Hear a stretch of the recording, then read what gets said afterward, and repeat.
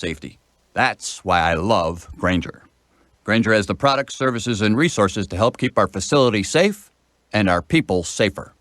Now pass those safety donuts over there. Call clickgranger.com/safety or stop by. Granger, for the ones who get it.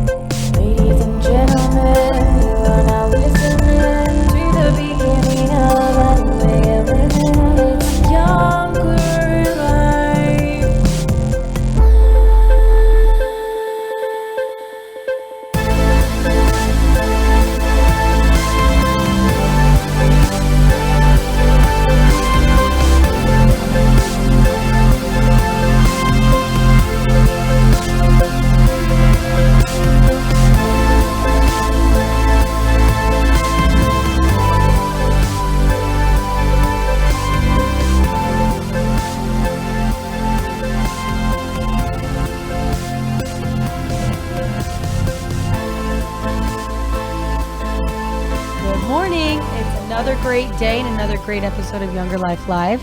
I'm Mary Anthony, and today I get to be with Mike Sanders hanging out again. Yeah, I know it. Rick, we're thinking about you, but yes, we had a lot of fun yesterday, and we're ready to do it again today. Do it again. I know. One more time. Today it's our Ask a Pharmacist Thursday, which I always love. You know, we do that bi-weekly, and we always get great questions, and we can always take them live, too, so you're welcome to call us at 219-861-1632 if you have any questions you want to ask the pharmacist. It's a good time to ask those questions too, because people have a lot of ideas about medication. Well, they're fleeting thoughts. They're little fleeting thoughts. You don't really think much about them, or you think, oh, next time I'm at the doctor, I'm going to say this, and it's something that might be really no big deal, but it's still there, and you can get those answers. Well, you got an hour to rethink of those things right now. I know it. And today we have Cindy with us, who we love. She was our first Ask a Pharmacist, and we toggle between her and Jeremy. They are both pharmacists at LaPorte Hospital,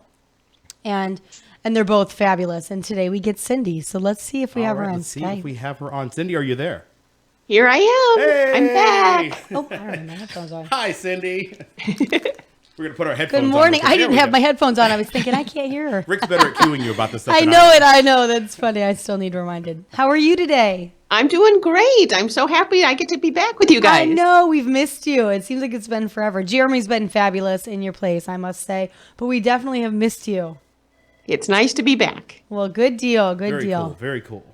All right. Are you ready to play Ask a Pharmacist? Yeah. Are you ready? I am. Right. I'm always slightly nervous when we start this because you're never sure what questions you're going to get, but I'm excited. Both, sister, let me tell you. All right. Well, thank you so much for coming back and joining us. We always get great responses from listeners after our Ask a Pharmacist shows. People they love it, and I think it just, again, reminds them that what a great chance they have to ask questions that they might have, not really think too much about, or just that comes to mind and then is gone next time they're at the doctor. Yeah. So and we really are meant to be there as a resource and an extension. You don't always necessarily want to call the doctor's office with some of the questions, like you said. It may be something on your mind, but it may not be like critical to your health. And definitely, pharmacists are a great resource to tap into for people. Well, good deal. I loved this one. This is so going into spring and summer. It is the season for pesky bugs. Of course they come with. We keep hearing a lot about Zika, the Zika virus. Can you tell us what Zika is and if it isn't a real threat in our own community? We are going to hit it hard. I right know. Out of the box. I know. Right I'm sorry. You know what? That was on our know. list last time. We just didn't get to it. Can Right. we It came softball up, it but we first? didn't get to talk about it. Yep. Yes. And I think it's really important to kind of discuss it. There are some things we really want to be concerned about, and there are some things that are a bit of the media hype. Yeah. So let's get down to what the truth is of everything going on with it. Okay. Zika is a virus, and it's spread through the bites of mosquitoes. So that's how you're going to get it. People kind of act like it's this new, horrible, zombie apocalypse virus that's coming out. I love it. It's really not what we're dealing with. Okay. The reason it's called a Zika virus is it was originally discovered in Uganda in the Zika forest. But it's been around since the 1940s. So it is that actually makes something sense. that's not new. Wow. What's new is having it show up here in the US. But so in the 1940s, it was originally discovered. By the 1950s, it was throughout all the Pacific Islands. 2015 is when we started to see cases both in Brazil and the Caribbean islands. So that's the reason it's sort of shown up now on our radar for us, because geographically it's getting closer to us. What you need to know is, though there's been, quote, reported cases in the US, the Zika virus itself is not in our mosquito population. We've had to date 591 confirmed cases of Zika virus, and every single one of them is travel associated. Oh, that's really good to know. Yeah, really. Yeah. So, like, if you're out and you're going to get bit by a mosquito, that is not going to give you the Zika virus at this point in time. I think you just cleared Eventually, up a lot could of things for over people time just now. migrate. Potentially, it can, but right now we have not found it endemic in our own mosquitoes. So that's good for us to know. It's also good to know because now it actually currently is not a problem for like pets. Some people are concerned about the pets because Yes. some of the viruses that can affect humans can also affect animals.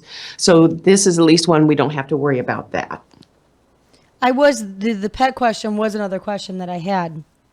I Yeah. know. Yeah, there's- Our animals are in and out. I mean, some people's animals stay out, but mine are in and out, and I certainly wouldn't want them to be able to get it.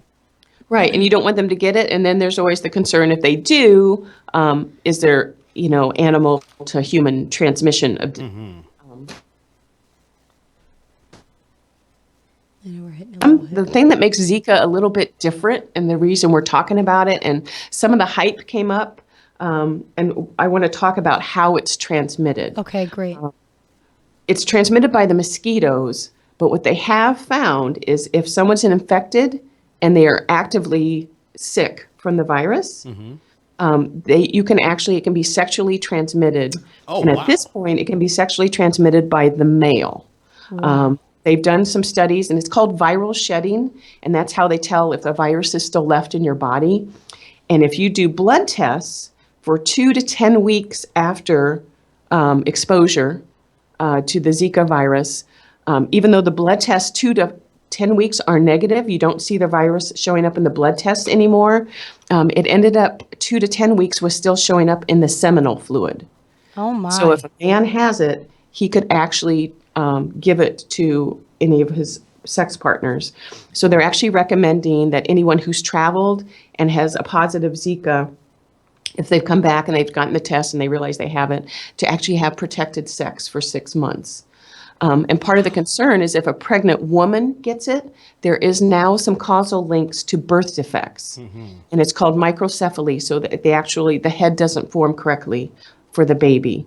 And so they often are born stillborn, or they are born and they have the incorrect size of their heads, which is obviously just a horrific side effect, a horrific birth defect. So that what makes it a little bit different, because once someone has it, now the questions we do not have answers to, can a pregnant woman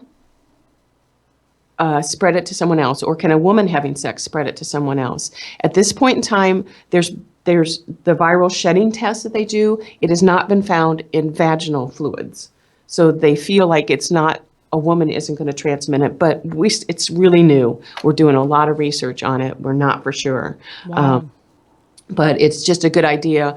Sometimes they're even recommending if couples are trying to get pregnant, and if either partner has traveled to the Caribbean or to endemic areas, that they wait for 6 months, like do the protected sex for 6 months and then try after that, just to alleviate any risk. Wow, that's really scary. Can you when you talk about the birth defects in the baby, of course it's horrifying to think of.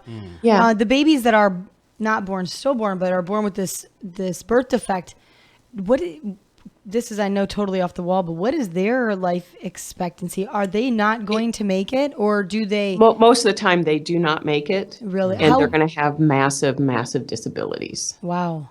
I mean, because Yeah. clearly, So- obviously, their brain would not be developed Right, your properly. brain isn't going to be able to You know. develop. So, like, as they would try to grow, they just would not. it's not good. Wow. So since this is such an old virus, though, has there been any documented cases in Uganda or any of these other places? Obviously, nowhere locally that we've really covered, but of these babies, these infants being born and have. I mean, are you even aware? I know that's a really random. I'm really sorry. That's way far out of like pharmacy statistics on it. What I do know is that it has been around for a long time in Uganda, Africa, and those areas. And there are not a lot of reported cases. Wow. So just because you're pregnant and you get bitten by the mosquito, a lot of people and we can kind of talk about symptoms maybe a little bit too. A lot of people will get bitten and they will get the infection and they will be just fine and they won't even know it. Oh, so it is wow. a really that makes rare sense. thing for it to happen at all. It's just there has been a causal link. There are some concerns, and there's controversy and not a lot of good data. There's some concerns that some of the microcephaly might actually be from some of the chemicals that are sprayed to reduce mosquitoes, and it might not actually be the mosquito itself. So though there's some causal relationship, clinically we don't have a lot of data to say it 100% is definitely the virus causing it. That's Okay. interesting. That's That really is interesting. I wasn't aware of that. And, I've wondered all the times we hear these reports and the horrifying side effects. I think, wow, I mean, have any of these children lived? And, just my own natural curiosity. Yeah. I mean, being a mom, I think that's just terrible. Yeah.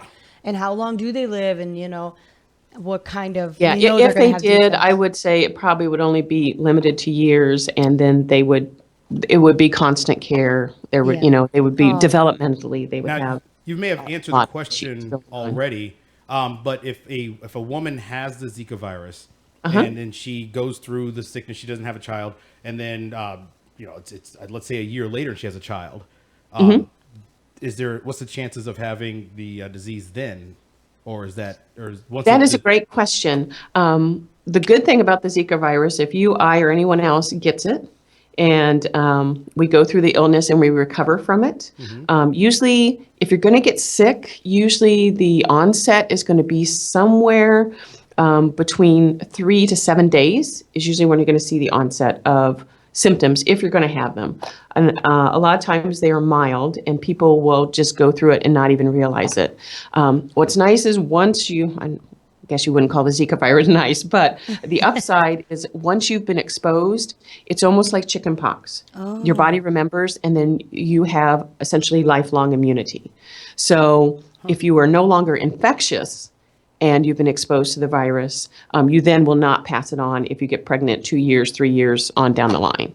It's just active infection when you first get bitten by the mosquito and you have the virus first actively in your system in that first week to 2 weeks. Well, that's good news. Yeah, I know. Yeah, definitely. It's funny. Even my children, when I was discussing that we heard about another case of Zika on the news, and they actually apparently had our first Zika baby born in the United States. So they and the woman had traveled, and she was here, gave birth, and this baby had it. So my kids, it sparked a conversation about Zika, and my children even said, wow, what happens then? They're kids. They're kids. What happens if we were to get it somehow? Would we be able to have children as when we're adults? And I said, you could certainly have children, but I don't know if it would put you at a greater risk. So I said, I will make sure that we find that out. Yes. So bravo. Good. That's So nice to once know. you're exposed, and again, the pregnant woman, the concern is when she's pregnant, she can pass it on to her fetus or her baby if it's close to the term of when she's giving birth. But that's the active infection when they first get bitten and then they get exposed. And some of those symptoms are fever, rash. People have some joint pain. You can actually get conjunctivitis or redness around your eyes, and that's usually the worst of what people have. Really? Yeah. Yikes. Fever. Just Is kinda- this the fever? Is that anything severe or just like a typical? No, just typical, yeah, just viral just fever. kind of Kinda you like a- just kinda kind of like a don't feel flu-ish. good. Wow.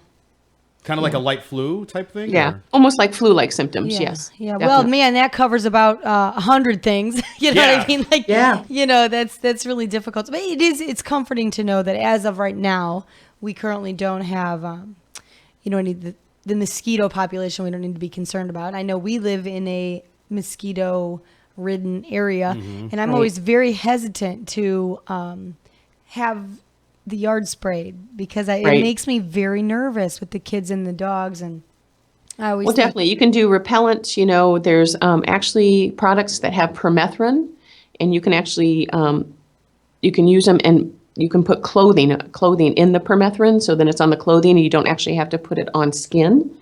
That's an option. And certainly like when West Nile was coming around and they talked about standing water and all those precautions, those are all things we should do anyway, just to prevent the mosquitoes. And certainly in the future, we're concerned of, if it would migrate into our population. The species that can carry the Zika virus, some of those species do exist in the U.S. It's just currently ours, and it's called whether it's vector-borne. It sounds very exciting, but that just means that bugs in our neighborhoods, whether they have it or not, and currently it is not vector-borne, which is definitely good. Now, we don't hear a lot about West Nile so much anymore. Right. I mean, I feel like Zika is a little bit like West Nile in that, it hadn't been here, it was coming here, and it was, everyone running around with their hair on fire and, oh my goodness, the West Nile virus. We have a few cases every year in Indiana, and most of them, again, you kind of get the viral flu-like symptoms, and unless you're very young and debilitated or very old and debilitated or people that have, a suppressed immune response. So whether that be from chemotherapy or, any of those people are more at risk. But for the most part, people might get bitten and get West Nile virus and you wouldn't know. I was going to say that there is actually no treatment for Zika virus. Oh, okay, good. And there's no vaccine at this time. I was curious about that to know if there was. But as I said, really, for the majority of the cases of people that get it, it's fairly mild symptoms. Okay. So they will do travel questions. If someone came to, let's say, to our hospital, what are we going to do about it? We have, if you are exhibiting symptoms that might be considered Zika-like, there are usually travel questions as part of the questionnaire when you're doing triage of a patient. If we had somebody where we suspected it, then we get a hold of the local and the state health departments, and they become involved. Most labs and hospitals, and ours included, do not have the capability to screen for the Zika virus in-house. So we would have to have blood drawn, and we'd have to send that to an outside lab. And so we would work with the local and the state health departments if something like that would come up. Is that because it's so new right now? Right, exactly, because it's so new. So it is a blood test to determine, to kind of determine if someone actually does. I wasn't sure how they even tested for it, really, if it was. Yeah, really, it's kind of looking at for antibodies. It doesn't find the virus itself. It's seeing if it can see antibodies to the virus, and that's what it screens for. Well, and I'm glad you mentioned earlier that we're still not 100% sure if it's the Zika virus or maybe the pesticides that are causing the birth defects. Some of the birth defects, yes. So that's right. So because when I first heard of the Zika virus, I'm like, oh my gosh, like it's I wanted to research it, I didn't. I'm lazy, but I'm thinking, like, that's what I'm for. See, but I'm thinking, where did it start? And you said it started in like Africa and whatever. And I'm thinking, well, with all the epidemics that run through Africa, how come the birth defects from Zika is just not off the charts? That's why I was so curious about it. That's why I was curious to know if there had been documented, documentation of children not just being born stillbirth, because that can happen as a side effect of many different things. And obviously if this virus were to affect someone serious enough and that be a real, true related to Zika pregnancy risk. Well, that's why I'm so glad she said it. But the actual birth defects, that's why I'm curious to know. Well, and that's why I said, there's some truth and then there's some media hype. There have been cases, people have the Zika virus and they have this birth defect. So it's linked, but it's not like every woman who's ever been bitten by a mosquito with Zika virus, this happens to, who gets pregnant or would happen to be pregnant. It's much more of a concern. The other thing that I said made it slightly different is that once you get the Zika virus, males in the active stage can transmit it. And that's something that's different and new. You don't see that a lot with a lot of viruses, but that happens to be the case with this one. So there are some, nuances to this and some considerations, but again, the majority of people, I mean, we haven't heard of, like you said, this just pandemic of birth defects all over the world since the 1940s. You haven't heard anything about it at all. So I feel like, that was what a little bit of the hype. Well, you have taken huge weights off of my shoulders, and I know people are listening right now. They're feeling so much better because I'm like, okay, this summer with the mosquitoes coming, we're all gonna be doomed, man. But it's like it's not that bad. I mean, it's bad, but it's not. It's bad. scary. I mean, It's there's a few scary. considerations, but yes, again, we don't have to, all hide indoors and, looking out the curtains. Well, Cindy, I'm gonna get some The other fresh thing air I this was going to year because of this. mention is they did institute the national blood supply. That's always a concern for people if they would need Yes. blood, if they're getting surgery. Some questions have come up for us, and they are screening the national blood supply. And if anyone's given blood recently, there is a whole travel questions all associated with any of the symptoms of Zika. And if you've traveled, and they have a list of all the islands where it's been documented, if you've been to the Caribbean or if you've been to any of the endemic areas, then they're taking that and often setting that blood aside just Yeah. in case. That just makes to be sure. sense. And, that protects not just us as a population, but that protects them as well. That makes perfect sense. Yep. Obviously this isn't brand new, but it's just a newer. It's newer to us. Newer It's, to us. geographically, So I it's think- moved around. Took several years, but now it's kind of getting into our back door. Yeah. So Yeah. we are all taking notice. Well, I think it's a good time to bring up that when you said we don't need to all hide indoors, is there anything that we can actually do to protect ourselves besides, so obviously, spraying your yards might not be the best idea. I mean, again, I don't know. I'm always so Right. nervous to do that, but we live near rivers, so we have a lot of You got mosquitoes. mosquitoes, yeah. And So, I mean, using DEET is usually the best repellent to use personally. As I said, there are some products that contain what's called permethrin, and some people are concerned about, spraying even some of those chemicals and stuff on their kids. Yeah. Well, you could, if they had a jacket or a hat, you can actually dip the clothing item in the permethrin. There's some of it, you actually put it in the wash. You can put clothes in there. Yeah. And then it will actually stay in that piece of clothing for up to 10 to 14 days. Wow. So then you'll get the insect repellent, but it's not physically adding it to your body, but it is near your person. Certainly the citronella candles and that sort of thing if you're going to be outside. And again, like if you have a river, you can't get rid of the river. Right. But if you have any standing water areas, those are certainly things that you can take care of. Now, what's the Now, I was trying to write that down. What's the name of the product that you can wash into your clothes? What is It's that? the chemical that's in it's called permethrin, PERMETHRIN. ooh, I almost got it right. There's I put a different Y in. different concentrations I of wrote it. it down. I think you can get it on Amazon. Okay. My husband and I actually went on our honeymoon to Africa. Oh, how And awesome. that's one of the reasons I know about it. And to protect yourself against the mosquitoes there, because they carry Malaria. dengue. Everything. And all kinds of craziness. So they had us do a camp shirt, a hat, and a pair of pants, and have us dip it in that and take it before we went. And then when we would be out in the bush, that's what we would wear, and to help prevent, the mosquitoes. Did you notice a marked difference? I'm just curious. Yeah, I was gonna ask. You. We He's recommending it, so I I think thought so. it was going to be much more buggy. Really? And we really didn't have a problem. It's a shield, baby. That's interesting. It's a I think I shield. maybe got 1 or 2 mosquito bites the whole time I was there, which was, wow. yeah. Well, I But gotta we try had the this. mosquito netting and, you'd spray at night, around the room on the outside of the mosquito nets, and then you crawl in underneath on the bed. And so, Well, what a cool honeymoon. Yeah, really. yeah, I it mean, was, really, that's really, really cool.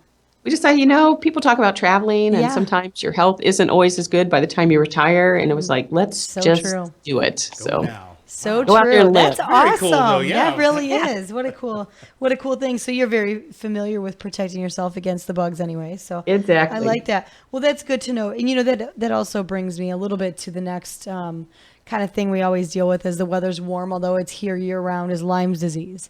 So Yeah. I know clearly it's different. It Lyme's is. disease is something once you get it, it kind of stays with you. You always have it. Is that right? A lot of times you can maintain the antibiotics. The nice thing about Lyme's disease is it's actually treatable. It is not a virus, it's a bacteria, and we get that from being bitten by ticks. Ticks is the vector-borne illness. It is the most common vector-borne illness in the United States, and it is now considered the fifth most reportable disease. Really? And 20 to 30,000 new cases come up every year. Wow. But if you are exposed, there's a test that they can do. They do a blood test. And usually people will be on anywhere from 2 weeks to 4 weeks of antibiotics. It depends on their symptoms and how severe they get. If it gets severe where it's affecting neurologic systems or it's affecting the heart, oftentimes those people will have to be on IV antibiotics. But what you need to know is sometimes there's two things that happen with Lyme disease. This is similar to the Zika virus. If you've gone through a full course of antibiotics and you have recovered from it, and then they do the Lyme disease test on you, anywhere from months to years, it will show up positive. But that is because the Lyme disease test, again, is checking for antibodies to the Lyme virus. Okay. So if you have successfully treated it, your body's going to have built an immunity to it. And so you're going to see that for years. So that's why, a lot of people will say, well, I have Lyme disease for years. You actually, it's good. Your body has produced I antibodies. see. It's the reaction to it. I love that. I always thought once you got it, you had it forever, which is terrifying with children. Right. Thinking, oh man, you don't want your kids to get this and end up having these issues with this for the rest of their lives. long Yeah, that's term, very yeah. scary. Now, the second thing that happens with Lyme disease is there is a lot of people can get joint pain and that sort of thing, and it's almost similar to like rheumatoid arthritis, which is an autoimmune process. So in a small subset of people, some people will have ongoing problems, which they get the Lyme disease, their immune system reacts. The bacteria can get into your synovial fluid, which is the fluid around your joints. And because of that, people will get joint swelling and problems. Sometimes the body, in trying to react to that and to fight it, will actually start an autoimmune response, and you do get almost like a rheumatoid arthritis. And some of those people can have some long, ongoing issues, which is why we tell people if they've been outdoors to do tick checks. Yep. If they think they've had a tick bite, if they're not sure, go ahead and go to your doctor because they can just do the blood tests and see if you have it. If you do get a tick bite, there in 80% of the people that get bitten by a tick that have Lyme disease, there is a classic kind of rash pattern. And it is, if you think about the rings of Saturn, you'll see a mark in the middle and it gets red. A lot of times people will think they just have some sort of cellulitis or, they got a ingrown hair or something. They'll think of it as, insignificant. But then with the Lyme disease, a classic sign is that then on the outside of that, there's normal skin and then there's a ring around it. Really? Okay. And that is a classic rash pattern for a tick bite and Lyme disease. And 80% of the people, if they would pay attention, actually have that as an initial sign of where the tick bite was. didn't know that. Okay, that was my question. So it's actually where the tick bite was. It's not just going to appear. Right. It's wherever that bite happened. I see. So the bite will be the swollen up part in the middle, and then there's this ring that ends up forming around it. I'd never heard that before. I have Yeah. heard that, but I didn't know exactly if it meant that's where the tick had. Yeah, it's where the been. tick had Clear enough been. information, baby. So love I it. definitely, Yes. I mean, that's really good to know. And again, we always do tick checks because we live out in the country and we're outside all You're the outside. time. Yeah, I'm always checking our dogs too because I've seen many times. I mean, just the other day I told the kids, make sure you're checking your clothes when you come in because I went to move a towel. Actually, it was a hand towel. I went to move a towel to throw it in the dirty wash, and something fell on my arm, and I thought it was a hair. Like one of my hairs yeah, I you got shed like a something dog. Anyway, so tickles you, yeah. I went to brush it off my arm, and it was a tick. Oh. And I said, "Oh my goodness!" We had other kids over too, so we had been in and out, in and out, in and out. They had been. And I said, it either came off of one of you kids, just falling off your clothes or off of your hair, or one of the dogs, which is very possible too. So I'm always trying to check them to make sure, our dogs are furry babies. So they do get on our furniture and they do sleep on the foot of my bed. So I'm constantly, worried about ticks. yeah, you So have we to are be. tick checking, but I love to clear up some of the issues, the symptoms with that. Same thing you said, flu-like type aside from the Symptoms, yep. rashes, this little bullseye rash kind of thing is the difference that you're going to notice. Now, is that one only in the Lyme's disease positive kind of ticks then? Or if you get a normal tick bite?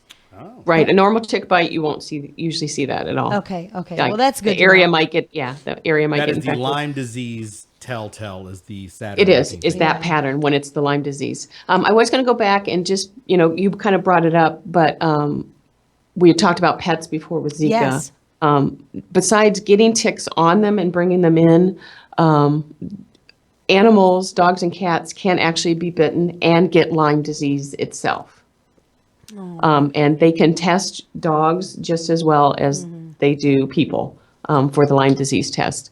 We recently actually adopted a yellow lab named Booth, a big goofy guy.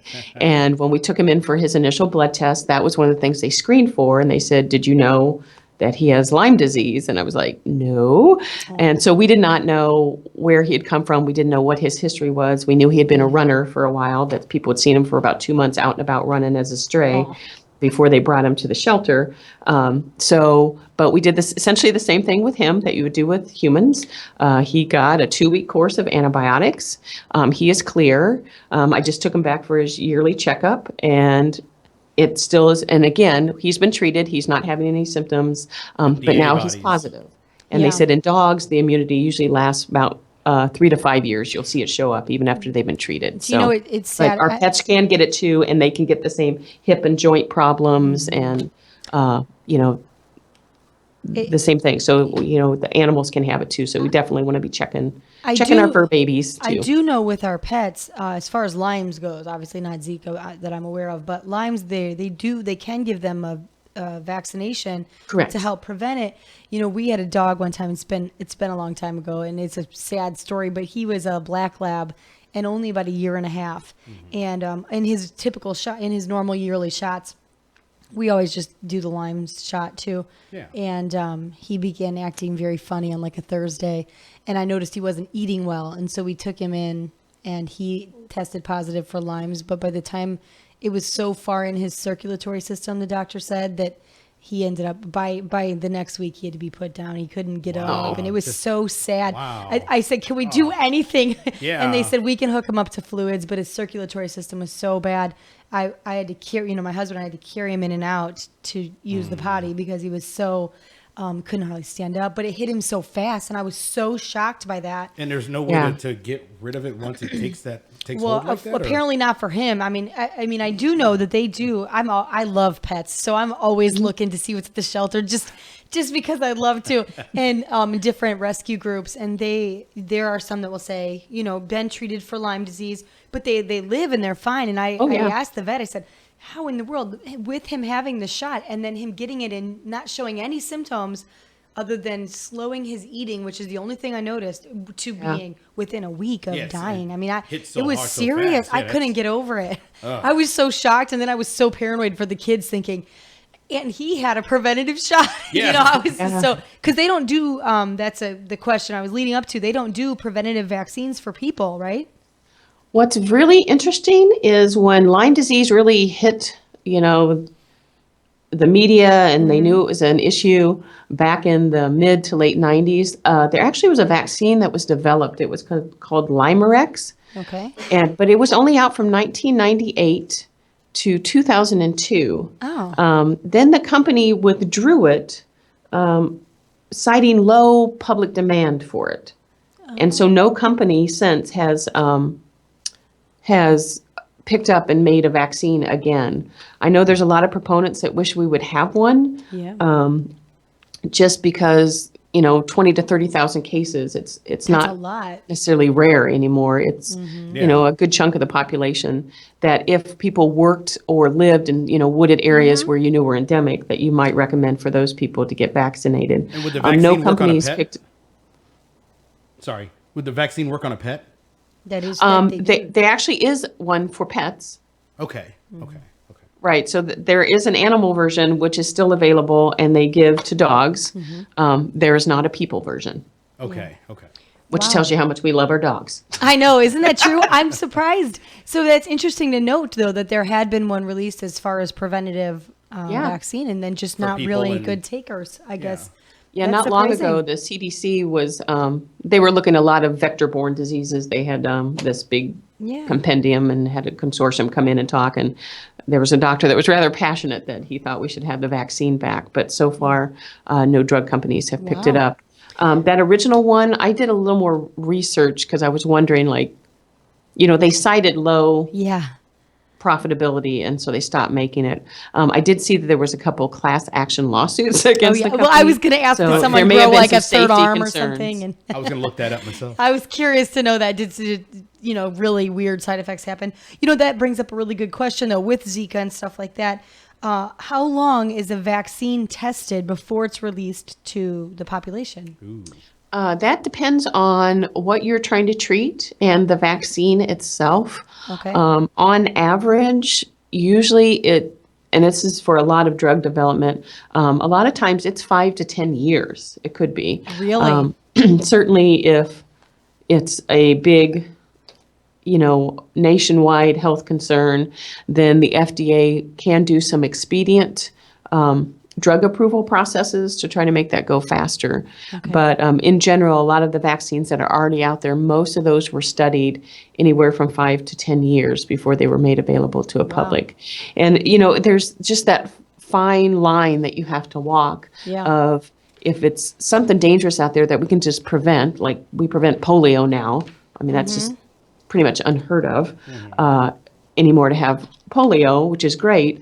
But you also are introducing something that stimulates the immune system, which we want the positive result to prevent a disease. But like I said, even with the Lyme disease, sometimes our bodies can get a little haywire and we can almost start an autoimmune response. So there's that fine line of wanting to get it to market as quickly as we can and, prevent diseases and the health, but also we have to have a measure of safety so that things can really be tested and we're sure we're not just, shooting half the population up with some vaccine and then realizing 5 to 10 years down the road that there was some other side effect that if we'd researched it more, we would have known. Yeah. And, there's always that fine line. So, It's scary. That's scary anyways. So yeah. We have a couple other questions that are not related to Zika or Lyme's. Yeah. And I thought this was a really cute question too. Should we be concerned about letting our children swim in the lake water if they have recently gotten their ears pierced? Ooh, we should cue the Jaws music and say, don't go in the water. Yeah. Actually, this is a great question. And I'm going to kind of expound on it. I think we kind of got the great outdoors going today, don't we? I know. It's 'tis the season, the It is summer the stuff. season. It's I love perfect. it. It's perfect. The quick answer to that question is no, you should not. If they're still healing up, if they're still scabbing over, it would probably be best to let those definitely have some healing time before you get into lake water. And I recently did a triathlon. Yay! Bravo. But I did some research because there was going to be a lot of open water swimming. And it's sort of like, what am I swimming in? Yeah, And what do I it's need to very worry scary. about? And so the CDC actually has a whole section, and it's called recreational water infections. And there's enough of it that, it's a thing. So they have categories of lakes, open water, natural water bodies, pools, which oftentimes, if it's poorly maintained pool, and then hot tubs. They have different areas that they worry about. But there are a lot of infections. And actually, swimmer's ear, there are 6.2 million swimmer ear infections get reported to the CDC. So that is the biggest one if you're going to go jump in the water that people are worried about. Okay, so I thought the next- swimmer's ear was just when you had water in your ear that you just kind of heard around. Is that an infection of some kind? Oh, swimmer's ear is actually an infection caused by Pseudomonas. Now, people can get water stuck in their ears, and you kind of feel like you're walking around and you know, oh my God, I got swimmer's ear. Okay, but yeah, there's actually an infection that's caused. It's a bacterial infection, and so it can be treated with antibiotics. But there's a lot of cases of that. The second thing that happens a lot, and it happens more often if you're swimming in open bodies of water, and end up by accident or on purpose drinking a lot of the water. If you're a backpacker and you're out and about and you see this, lovely, stream going down, well, there's elk, there's deer, there's all sorts of things that are using the wild as their bathroom. Right. And so there's a lot of things in that water that you don't want to drink it. So there's about 10,000 reported cases of diarrhea that are associated with recreational water per year. That's So right there, big reason thing. enough. Pack your own. Bring your own Right. water. So don't be drinking water. If you are a backpacker, then you need to either sanitize it with the iodine tablets or you need to boil it. A lot of times people after swimming in open water will get skin rashes, and that's usually caused by larvae or parasites that can cause that kind of rash. It usually will resolve on its own, and you can use things like Benadryl, et cetera, for the itching. And then sometimes there can be respiratory or eye infections, but ear infections are the biggest one out of all of it if you're going to go jump in a body of water.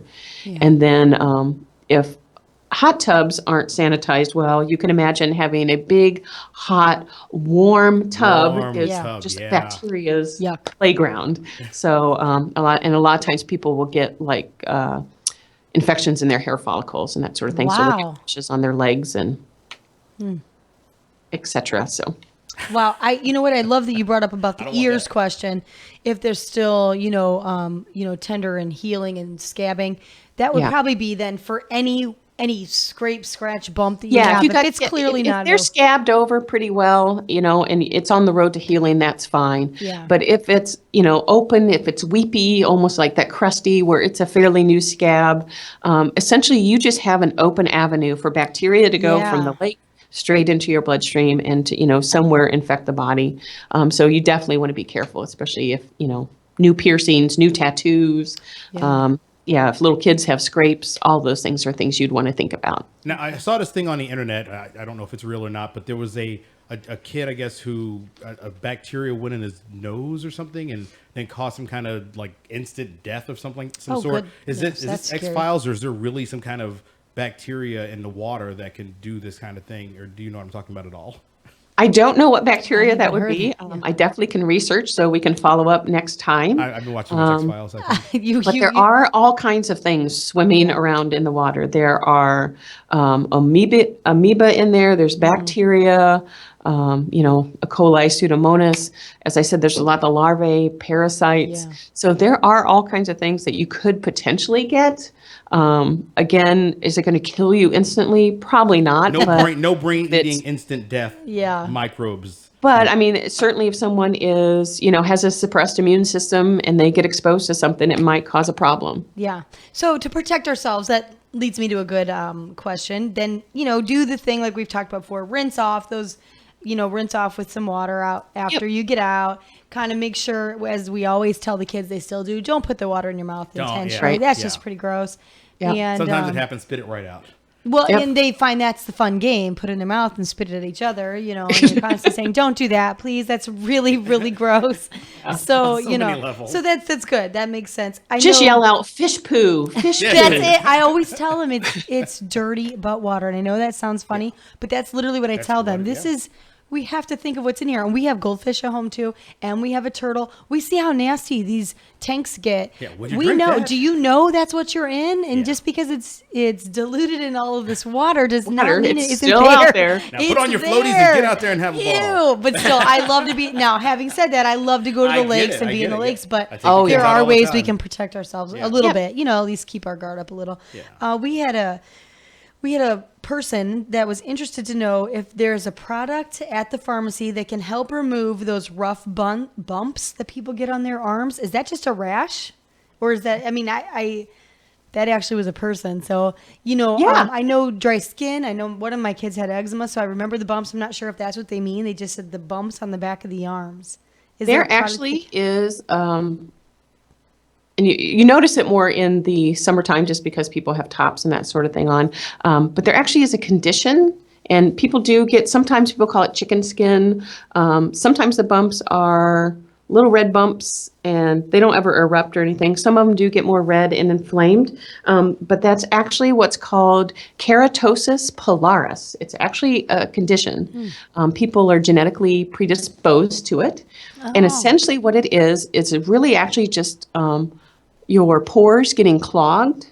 And then the body's reaction to try to deal with that is actually, it kind of heals over it and hardens it. So it makes all these little rough bumps. Wow. Unfortunately, there's not really like any prescription kind of product or anything that you can use. It's interesting, 50 to 80% of adults will have it at some time in their life, and 50 to 80% of adolescents get it when they're going through puberty, and then 40% of adults just randomly get it. We don't 100% know why. We do know that people who have histories of allergies and asthma, they're more prone to have it than other people. But there are actually some over-the-counter products that you can look for. If you go to like the skincare aisle, and you'll probably find it in ones that talk about like exfoliation, or skin peels, sort of that sort of thing. Really just, let's go grab our loofah, people, and just get a scrubbing, because that's part of it. It's just the pores getting clogged. Yeah, that makes So if we can do sense. some really good exfoliation, that will help. But one of the products is beta hydroxy acid, and the other one is salicylic acid. Aspirin that we take is actually, a lot of times pharmacists will abbreviate it as ASA, and that stands for acetyl salicylic acid. What's used topically is just plain salicylic acid, but it has a lot of anti-inflammatory properties. So besides it kind of has a skin peeling effect, it also can reduce the inflammation. So those are some products you can get over the counter, and you can put on your arms, and it will kind of help the body slough off that extra skin and reduce the amount of pores that get plugged, and can kind of help that. Very cool. Now I got a question here, because I have my own Rick Federici instant text line happening here. Oh, nice. And it says the neti pots. Yes. Have you heard what it? That's they were responding to the question I was asking. It says brain-eating amoeba deaths in 2011. Okay. Hey, look, I'm not making this stuff up, man. I saw it on the internet, man. It's on the internet. It has to be. It has to be. What is this? What That's is this so neti funny. pots, man? Come Yeah. on. People are afraid. I'm afraid. What's up? What's a neti pots? So a neti pot, it looks like a little teapot, and you end up putting lukewarm or warm water, depending on the person's preference. And there's saline packets that you can get, essentially like salt, and you make a saline rinse, and you actually bend over, pour it into the side of your nose, and it will actually go up into your sinuses, and it flushes things out of your sinuses. It is an older remedy, but it is still a very popular remedy, and there aren't a lot of downsides to it. So you could use that not just for the risk of something getting up there if you've been in the lake water, but I know a lot of people use that that have allergies. I know my husband's one. So, to help kind of keep that sinus passage clear, right, Cindy? yeah, Is that what it's exactly. for? Okay. This is just cute. I had, so my kids, and I had some nieces and nephews over the other day, and I was writing some stuff down on a calendar for work here. And so they said, what's going on? And I said, hey, if you guys could ask a pharmacist one question, tell me what it would be. So if it's okay with you, I know we only have a few minutes. I'm just going to shoot you some of these that are really cute. Oh, I did my, have a couple kid little questions. ones. A couple little ones say, what's a pharmacist? And I thought that was really funny and cute. So, but a lot of them were duplicated. So then I sent out a little mass text to some of my friends and relatives and say, hey, ask your kids this question. Just so as this little group of kids, there were about 20, ended up being actually like 22 kids altogether. Nice. Just saying, hey, ask your kids what they would ask a pharmacist. And I thought some of them are cute. So if it's okay with you, I'm going to just shoot you one at a time, and Sure. we'll buzz Let's see through what them. we got. Okay. What's the favorite thing about your job? Helping people. Good That's deal. an easy one. What's your least favorite thing? Ooh, Dumb amoeba I questions. think probably the economics of healthcare these days, and people who are really sick and need medicine, and sometimes they're just so expensive, and trying to come up with viable options of people who need the medicine and getting it paid for. And that's really frustrating for me when, things are stacked against people who can't get their meds because they can't afford them. Yeah, that's a great answer. That's a whole nother show, honestly. It's yeah. heartbreaking. So what happens if someone comes in to fill a prescription and you don't have that medicine? Oh, that's a good question. Well, most places we get the drugs that are in like a drugstore, you get from a wholesaler. And most places up till about 7, 8 o'clock at night, you can place your order and it will get delivered the next day. So if it's something that's not an emergency, that they don't actually have to get started on it right that minute, then we would order it in, come in the next day and fill it for the person. Now, if it's something that's more emergent, then a lot of times we would start calling other stores to see if anybody has it. And if it was like something that's like truly a critical medication and nobody in the area had it, then we would send them to go to the ER and hopefully they could get them treated. Okay.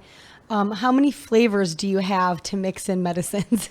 Oh, yeah, that had become a new thing. And it's interesting because not just kids get flavors anymore. Oh, how funny. Sometimes adults, if they have to get medicines, older adults that have problems swallowing, sometimes we're making more liquid preparations for them. So we use it for a lot of people. So, how many flavors? I would say most, of the big boys out there, the big, corner drug stores, they probably have like 12 to 15. Wow. Do you know what the flavors. what the most popular would be? That was the next. Oh, I definitely do. For kids, the most popular is bubble gum. Oh, and okay. adults, the most popular is cherry. Okay. How long did you have to go to college to be a pharmacist? 6 years. Okay. What drug do you feel the most? I laughed when they said that. I said, I think that's a pretty random question, but I don't know.